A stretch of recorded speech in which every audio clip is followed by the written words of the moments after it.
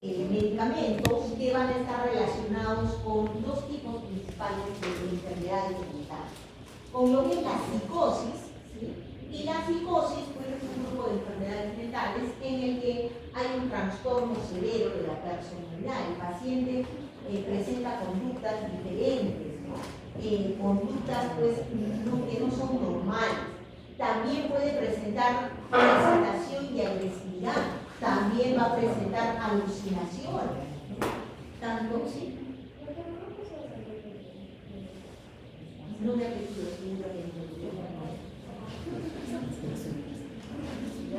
entonces, ahí vamos a ver también ese problema, ¿no? El paciente psicótico también va a tener pues esa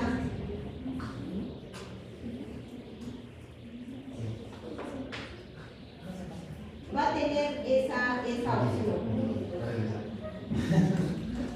El paciente psicótico también va a tener pues ese problema. ¿Cuál va a ser el problema del paciente psicótico? Que de pronto el paciente psicótico tiene este tipo de alucinaciones, pues vamos a decir ¿qué se llama? Auditivas,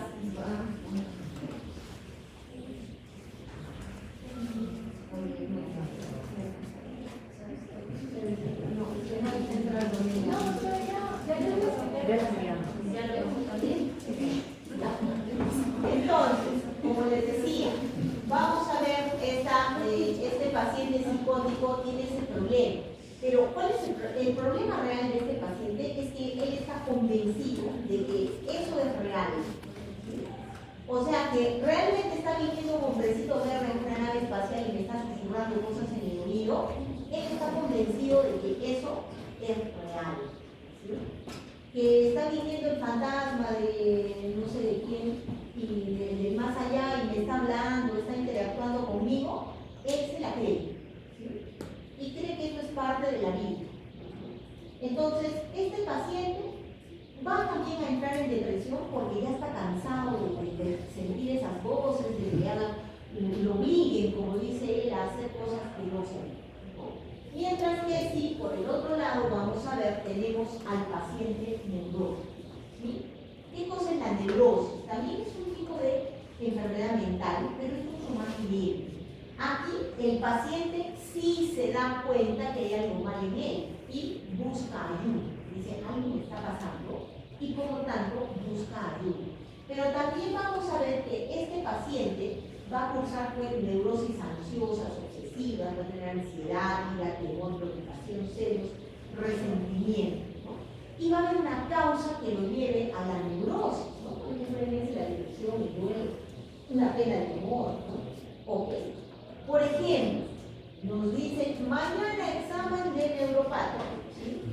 O de psicopata. ¿Es psicopata? Sí. Ahora sí, ya. Mañana examen de psicopata. ¿Y qué vamos a hacer? 500 hojas para mañana. ¿Sí? Entonces, ¿qué hacen ustedes? No duermen, pero no duermen ¿por qué? De la preocupación que están leyendo toda la noche.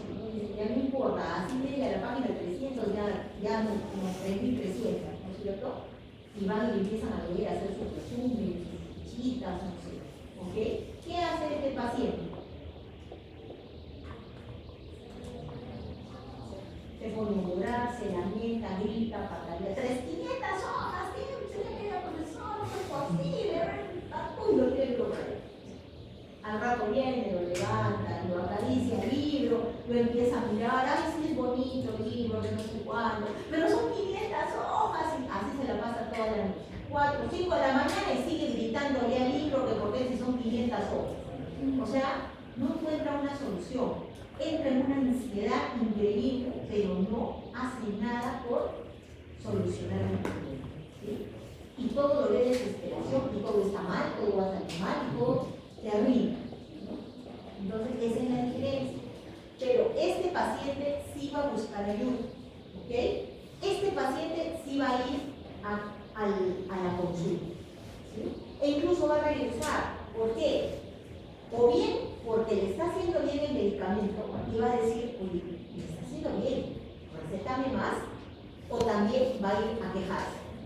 ¿Sabes qué? El medicamento que me has dado no sirve para nada. Me tienes que cambiar otro, o me dan otro medicamento, o devuelve mi receta para buscarme otro médico. O sea, eso es lo que va a ir el paciente. En cambio, el de psicosis, ese no va a ir a buscar a nadie. ¿Quién va a llevarlo a ese paciente? El familiar o el cuidador. Y volverá solito ni hablar, siempre va a tener que llevar. ¿Sí? Esa es la diferencia. Estos psicofármacos, recordemos, ejercen cierta influencia en los procesos de la mente. ¿Sí? Pueden modificar la conciencia hasta la conducta pasando por la percepción. Pero recordemos, estos medicamentos no curan. ¿Sí? ¿Qué hacen? Tratan los síntomas. Tratan los síntomas. Y vamos a encontrar desde los tranquilizantes, ¿sí? Drogas tranquilizantes aquí tranquilizan, realmente esto qué hacen, ¿sí? Calma, incluso son drogas que normalizan la conducta hiperactiva, alivian la ansiedad y la tensión nerviosa, modifican el trastorno de juicio y de pensamiento que ocurren, por ejemplo, en psicosis. O sea, y puede ser muy efectiva en algunos pacientes. Por ejemplo, yo siempre les pongo el ejemplo de esta película, ustedes han visto Una mente brillante, el doctor Nash, ¿sí? Por ejemplo, el teorema de Nash es para todo, ¿sí? Se usa en todas las ramas de todas las ciencias y de todas las letras y todo, ¿sí? No es solamente matemático, físico, ¿no? En todo, hasta en medicina, ¿no? Hasta en medicina también. Ok, y el tipo era esquizofrénico, ¿sí? ¿Y qué veía? A tres personas, ¿no? Veía a la gente de lo que veía, al amigo que había muerto ya hacía mucho tiempo y a la sobrinita, a la niñita, ¿no? ¿Y qué es lo que él mismo se dio cuenta? Pero él mismo incluso se llega a dar cuenta de que bueno, la niña no crece, ellos no envejecen, ¿no? O sea, siguen pasando los años y están infantiles, ¿no? Y otra cosa importante es que el solito también poco a poco va aceptando que son, obviamente con la ayuda de la medicación, que no son reales. Y en algunas entrevistas él decía, llega a decir también, ¿no? Sí, pues, efectivamente, yo sé que no son reales, pero de vez en cuando converso con ellos, ¿no? De vez en cuando, claro, ¿no? Pero llegar a ese punto, a entender que no es real. Ok, todos los efectos que dan en dosis, o bueno, deben darse en dosis que no provoquen somnolencia excesiva. ¿Por qué? Porque acá lo importante es que el paciente se reingrese, se reintegre a la sociedad, ¿sí? O se reintegre a su familia. Pero la única forma que los vamos a reintegrar es calmándolos, ¿sí? Tratándolos con fármacos y también que no sea con fármacos que lo vayan a dormir todo el rato. Para muchos familiares, muchos nos van a decir, sí, mejor lo pepeas ahí, lo dejamos ahí durmiendo. Pero imagínense cómo se siente ese paciente. Mal, más bien lo vamos a empezar a deprimir más porque no puedo hacer nada. Y yo quiero salir a pasear y no tengo ni ánimos porque estoy cansado, quiero dormir, ¿no? Oye, yo trabajaba, pero ahora como me tienen durmiendo todo el día, ya no puedo trabajar. Entonces, también se va a deprimir. Entonces, eso es un punto importante. ¿Cómo se clasifican? En neurolépticos o tranquilizantes mayores, ¿sí? Van a tranquilizar.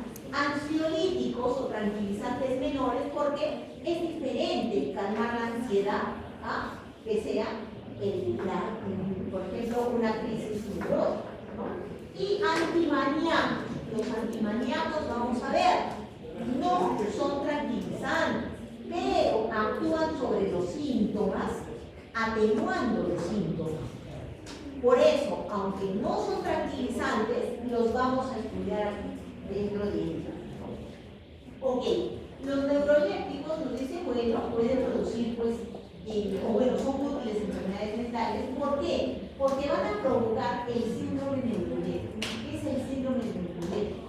Hay una disminución de la actividad psicomotora, o sea, ya no está tan excitados, ya no está haciendo un montón de cosas, siendo agresivo.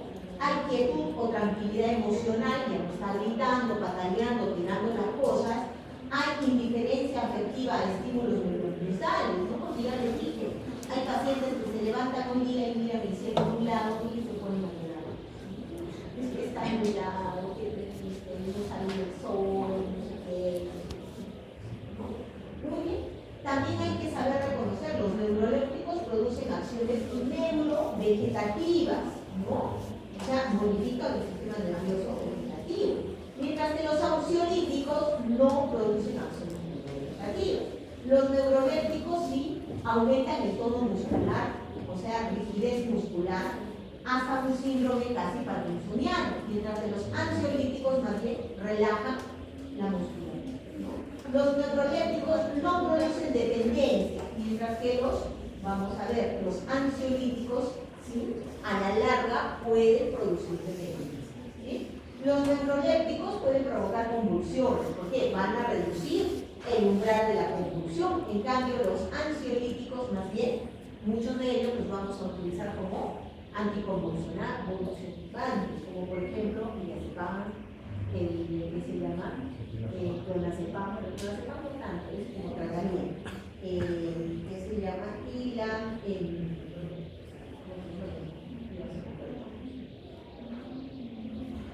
el midazolam, ¿no? Y también vamos a ver, los neurolépticos se usan en la psicosis, mientras que los ansiolíticos más bien en la neurosis, ¿sí? En la neurosis. Ahora, vamos a ver, estos se clasifican en fármacos como las fenotiazinas, difenidonas, las anisamidas y las dibenzodiazepinas, ¿no? Y que también van a tener diferentes etiologías y mecanismos. Ahora, generalmente estas fenotiazinas, que son las primeras, realmente fueron las primeras en haber sido sintetizadas. Entonces también vamos a decir, tienen muchísimo más reacciones adversas que las otras. Ahora, la más conocida son la clorpromazina, convirtiéndose esta en la droga patrón, ¿sí? Fue la primera y obviamente tiene bastantes efectos iniciales. Pero todavía se sigue usando porque tiene efecto, es importante, ¿no? Por ejemplo, a nivel del sistema nervioso central, produce gran sedación, pero no sueño, porque recordemos que no son hipnóticas. Pueden producir sedación, pero no son hipnóticas, ¿no? Ahora, ¿qué pasa con esa sedación? Se van a manifestar las 2 primeras semanas. ¿Cómo se manifiesta? El paciente se va a dormitar, ¿sí? 1 o 2 horas después de haber tomado el medicamento, se va a dormitar. Y en la mañana, cuando se levanta, no puede mantenerse erguido, ¿sí? Se va a ir hacia un costado o hacia otro, como si estuviese medio borrachito, ¿sí? Y con el pasar de las horas, ya se va, y ni siquiera las horas, a veces en cuestión de minutos, ¿sí?, 1 hora, a veces se normaliza. Obviamente esto es bastante desagradable para el paciente, ¿no? Porque nadie va a querer, imagínense ya, yo me levanto a las justas porque tengo que llegar a la universidad tempranito y todavía voy a estar ahí con todo el mareo encima. Bueno, ¿qué es precisamente un mareo no puede sostener, sus piernas no lo sostienen, ¿no? Entonces imagínense, voy a estar ahí 1 hora esperando a que se acumule en mi organismo, me voy a deprimir muy más también.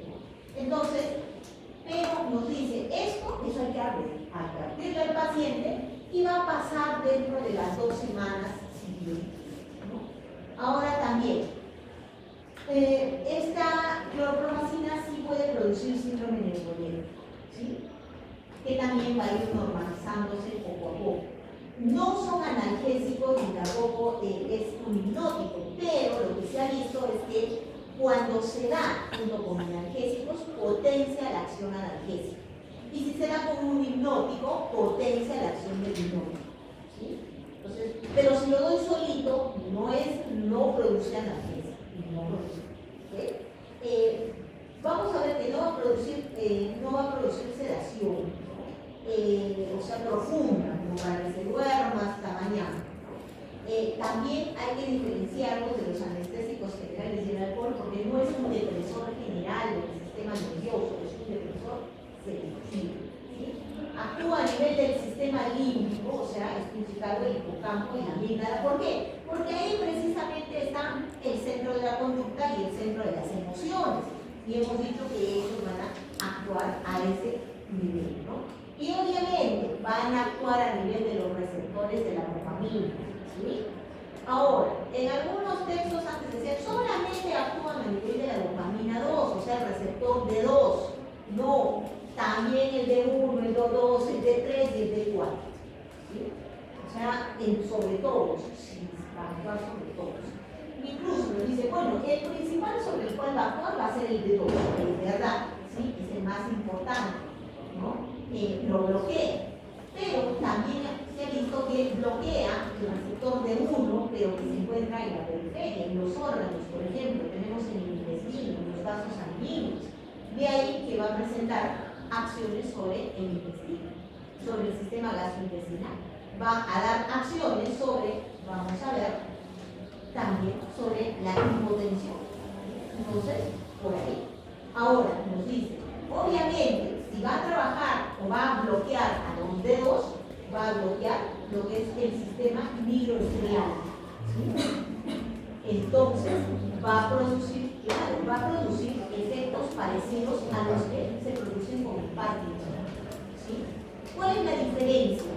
Que este paciente sí produce dopamina, ¿sí? Pero el receptor está bloqueado. Las neuronas no están dañadas, pero se está produciendo el mismo temblor, el mismo problema de Parkinson. Eso es lo que tenemos que tener en cuenta. Y como les dice acá, miren, esta partecita también es importante porque me dice, o sea, la clorpromazina bloquea la D2. Entonces, si bloquea la D2, no va a actuar la dopamina, ¿sí? Entonces, si no actúa la dopamina, está bien y se dispara la acetilcolina. Y como la acetilcolina es activadora, produce temblores, dolores. Eso es lo que vamos a ver. Muy bien. Sobre el hipotálamo, también nos dice, recuerden que el hipotálamo es el centro, ¿sí?, termorregulador, si es verdad, pero también es un centro que se llama, regula al sistema glandular, a nuestro sistema hormonal. ¿Por qué? El hipotálamo le va a dar orden a la hipófisis para que libere o inhiba la liberación de un montón de hormonas, ¿sí? Ok, entonces acá, por ejemplo, vamos a ver que se activa mucho la liberación de la prolactina. Y acá que algunos pacientes que empiezan a tomar esta clorpromazina empiezan a tener un desarrollo de las mamas, tanto mujeres como varones, ¿sí? Y también se va a dar, ¿sí?, en algunos casos, galactorrea, ¿sí? Entonces, ¿qué va a pasar? Va a empezar a salir leche. Algunos varones todavía vienen a la consulta y que dicen, se me han hinchado, debo tener una infección porque se me ha hinchado el pecho y me está saliendo pus. Entonces se apretan y le sale una sustancia pegajosa y ellos dicen es pus. No señor, es leche. ¿Sí? Es leche, producto de... Obviamente recuerden que no todos los pacientes son iguales, entonces en algunos va a ser más que en otros. Por eso es que en algunos hasta galactorrea les va a venir, ¿no? Entonces, en otros no, sí va a haber aumento un poco de la mama, ¿no? Pero no va a ser pues, tan notorio, pero en algunos otros sí, ¿sí? Entonces, eso también vamos a ver. Ok, a nivel del sistema nervioso que se llama vegetativo, bloquea los receptores alfa-adrenérgicos, bloquea los receptores muscarínicos y también tiene una ligera acción antihistamínica y antiserotonínica. O sea, todos los bloqueos, ¿sí? Entonces, ahí vamos a ver. Puede producir a nivel muscular catalepsia o catatón. A nivel del sistema endocrino, bueno, ya hemos visto la prolactina, pero también puede reducir la acción de la liberación, de la hormona, ¿sí?, adrenocorticotropa. También, obviamente, sobre las gonadotrofinas, o sea, va a haber una disminución de estrógenos, ¿no?, y de progesterona. Y obviamente puede producir trastornos ovulatorios y uterinos. También inhibe la liberación de la hormona de crecimiento y la hormona antidiurética. Y acá recordemos, si inhibe la antidiurética, ¿qué va a pasar? Va a aumentar la cantidad de orina que va a eliminar el paciente. No, ¿qué es lo que hace la antidiurética? Reabsorbe. Pero entonces, si inhibe la antidiurética, ya no se reabsorbe el sodio, se queda en el túbulo y si se queda sodio, se queda con su agua. Entonces, aumentamos la cantidad de orina. Entonces, también vamos a ver. Bueno, a nivel cardiovascular también va a tener un efecto hipotensión arterial moderado, ¿no? Puede producir también hipotensión ortostática y ya hemos visto a nivel renal pues va a aumentar la hipertensión. Todos son vía oral, ¿sí? Todos estos fármacos, y también van a tener pues, una metabolización hepática, se van a enfrentar por el intestino y la bilis. Se unen también a proteínas plasmáticas, puede atravesar la barrera hematoencefálica. La forma en la que se va a metabolizar es primero una oxidación para dar el metabolito activo y luego ya para su eliminación va a sufrir una conjugación con el ácido glucurónico, ¿no? Para luego ser eliminado por orina, bilis. Tiempo de vida de la clorpromazina, 8 horas. ¿Sí? 8 horas. Muy bien.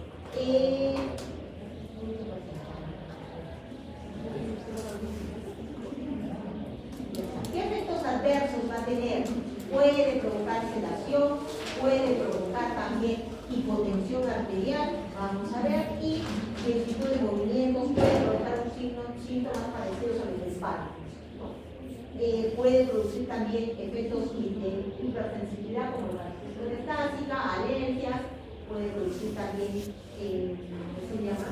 Algunas alteraciones a nivel de la vida. ¿Qué indicaciones va a tener? En la esquizofrenia, en la fase maníaca de la psicosis, también como antiemético, porque también hemos dicho, trabajan en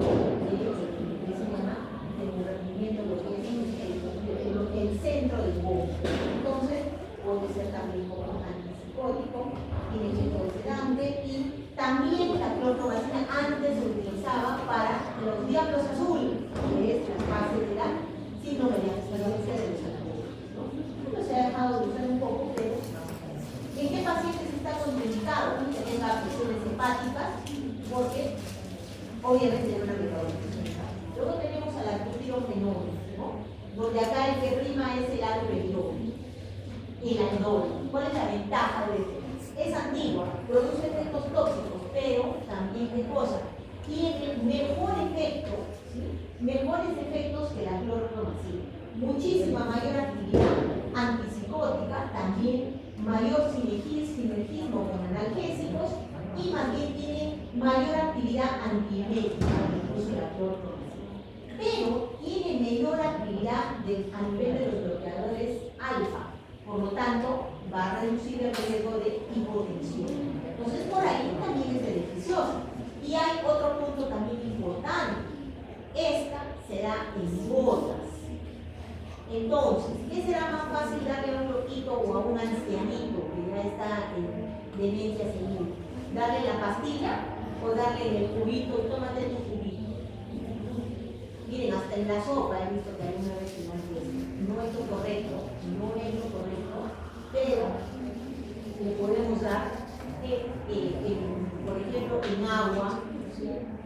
A veces agua azucarada y el paciente se le pone. Claro, es que me quieren envenenar porque tú le das pastillas y el paciente, ustedes no ven todo lo que hace, está debajo de la lengua. A ver, hazlo acá, y la tiene acá abajo. Y la tiene ahí abajo. Entonces, ahí es, ¿no? Tiene menor efecto de hepatotoxicidad, pero igual puede producirla y también va a producir efectos pseudopatogenianos. La vamos a recetar en antipsicóticos cuando haya leptoanalgesia y también en medicación preanestesia. Luego tenemos a las anisamidas o benzamidas sustitutas, que también van a tener un buen efecto antipsicótico, ¿sí? Efecto antidepresivo, también vamos a ver beneficios sobre la úlcera gástrica, también antiemético, va a tener efectos sobre la úlcera gástrica porque va a disminuir va a calmar al paciente por un lado y también disminuye la hipersecreción ácida, o sea, no va a generar tanto ácido, por eso también va a tener esa opción de ser profesor gástrico. Ahora, tiene un efecto antiemético 143 veces mayor que el de la clorpromazina. Entonces se absorbe muy bien por vía oral, va a tener un tiempo de vida de 8 horas, o sea, 3 veces al día lo podemos llegar. En dosis terapéuticas no llega en concentraciones muy altas en el sistema nervioso central y su eliminación también es por Las RAS similares a las otras producen también Parkinson y vamos a ver, la vamos a utilizar en esquizofrenia, depresión mentales, úlcera gástrica y también como antiemético. Esto lo conocemos como. Ahora, las benzodiazepinas, ¿sí? Las dimensodiazepinas, perdón, o dimenzepinas, vamos a encontrar a la clozapina, a la loxapina, olanzapina y a la quetiapina. Tiene el efecto antipsicótico, muy bueno, la fase maníaca de la psicosis. Es útil en cuadros de ansiedad, ¿no? Que produce agitación, tiene un efecto sedante leve. ¿Sí? ¿Cuál es el mayor plus que va a tener? No va a generar, ¿sí? No van a generar, ¿sí? Reacciones adversas a nivel extrapiramidal. Entonces, no me va a generar esos temblores del páramo. Ese es el asunto. Igual van a bloquear a los receptores D, sí, los D2 en pequeña cantidad, los D4 muy ligeros. Entonces, vamos a ver que no va a tener tanto desempeño. Pero sí van a trabajar sobre los serotoninérgicos 2A y 2C. Y al actuar sobre ellos, obviamente van a regular con la región límbica y todo. Pero también bloquean a los HBs. Lo que va a hacer también que los pacientes, ¿sí? Que los pacientes tengan un efecto medio sedante y mucha hambre. Y acá viene el asunto. A veces, comen tanto que pueden empezar a hacer síndromes, como por ejemplo, resistencia a la insulina. Van a ser hipertrigliceridemia. Entonces también, ese es un problema. No tanto, ¿no? O sea, no se le utiliza mucho, casi nada. Pero ahí vamos a encontrar. Entonces, va a producir también agranulocitosis, ¿no? La que produce granulocitosis es la clorpromazina. Entonces, ella va a producir granulocitosis y que es una disminución de los neutrófilos, por ejemplo, ¿no? Entonces, el paciente está expuesto a enfermedades infecciosas. Se da más o menos entre un 20 a un 30% de las poblaciones caucásicas. Pero nosotros los peruanos, como somos una raza diferente, ¿sí? No tenemos muchos problemas con eso. La incidencia es muy, pero muy baja que se presente una granulocitosis. ¿Sí? Pero lo otro, que sí puede haber una resistencia a la insulina y vamos a encontrar hipertrigliceridemia, sí se da. ¿Sí? Los antimaníacos, ¿no? Que son útiles en las fases maníacas, van a ser variaciones, deben a variaciones en el estado de ánimo, son fases cíclicas de manía, donde vamos a encontrar agresividad, pensamientos paranoides, depresión y también el trastorno bipolar. Vamos a ver, funciona muy bien en el sistema nervioso central. Durante la psicosis maníaco-depresiva se administran tras 2 semanas, disminuye ya las manifestaciones y va a ser importante. Ahora, ¿qué? El litio es un metal alcalino, o sea, está en la misma línea, en el mismo grupo 1A que el sodio y el potasio. Entonces, ¿qué pasa aquí? El riñón cree que es sodio y lo reabsorbe. Y cuando tantea el riñón, ¿sí? Cuando tantea la cantidad de sodio que hay, mira sodio, mira litio, ¿y qué dice? Uy, hay un montón, ¿sí? Y agarra sodio, y agarra litio y lo reabsorbe. Entonces, acá van a haber 2 cosas. Una, que el riñón puede reabsorberlo, y entonces vamos a llegar a concentraciones plasmáticas elevadas, ¿sí? Porque está retornando. Y otra, que indirectamente está reabsorbiendo también gran cantidad de sodio. Indirectamente. Una recirculación estática, pero no renal. Creo que también había bastantes fármacos que eran solubles. Claro, sí, puede haber. Sí. ¿Cuál es el mecanismo de acción del litio? El mecanismo, no hay un mecanismo exacto, pero se cree que lo que hace es disminuir la síntesis de aminas biógenas. ¿Quiénes son? Adrenalina, noradrenalina y dopamina. Disminuye. ¿Cómo así? Muy simple. Va a actuar a nivel de las adenilato ciclasa. Inhibe la adenilato ciclasa, no se produce que se llama inositol trifosfato, no se produce el diacilglicerol, no hay AMP calcio intercelular. No se activan los canales de calcio. Y si no se activa el canal de calcio, la neurona no funciona. Y si no funciona, no fabrica ni noradrenalina, ni adrenalina, ni dopamina, ni ninguna. Entonces, eso es lo que va a ocurrir, ¿no? Tiene muy buena absorción, realmente vamos a ver, puede estar en concentraciones plasmáticas hasta un 50%, aunque no se une a proteínas plasmáticas, son cosas diferentes. La concentración es cuánto de fármaco hay, ¿sí? Eso lo tenemos que ver. Sus concentraciones plasmáticas deben ir entre 0.5 a 1.5 miligramos a 1000 equivalentes por litro. Cuando llega a ser 2, cercano a 2 o mayor a 2, ya es dosis tóxica. ¿Por qué es importante esto? Porque como sufre reabsorción, ¿sí?, va a aumentar la concentración plasmática. Por eso hay que pedirle cada cierto tiempo al paciente, ¿sí?, concentración plasmática para saber si es que se está produciendo esta reabsorción. Y entonces tengo que recalcularle la dosis. Tienes que tratarlo con pinzas.